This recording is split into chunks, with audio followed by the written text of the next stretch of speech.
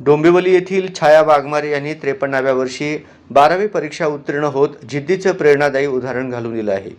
घरच्या जबाबदाऱ्या सांभाळत त्यांनी शिक्षण पूर्ण करण्याचा निर्धार सोडला नाही। अनेक अडचणींवर मात करत त्यांनी यश मिळवलं असून त्यांच्या या कामगिरीचं सर्वत्र कौतुक होत आहे। वय कोणत्याही स्वप्नासाठी अडथळा ठरत नाही हे त्यांनी सिद्ध केलं आहे। त्यांच्या या यशामुळे अनेकांना शिक्षण घेण्यासाठी प्रेरणा मिळत आहे। नमस्कार, मी छाया कृष्ण वाघमारे बोलते। 12वीची परीक्षा मी उत्तीर्ण झाली, मला खूप आनंद झाला आहे। मी 2024 मध्ये 10वीची परीक्षा दिलेली आहे।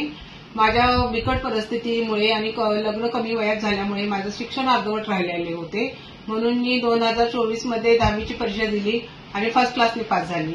आतापर्यंत मी 2026 मध्ये 12वीची परीक्षा फर्स्ट क्लासने उत्तीर्ण झाले आहे, त्यामुळे मला खूपच आनंद झाला आहे।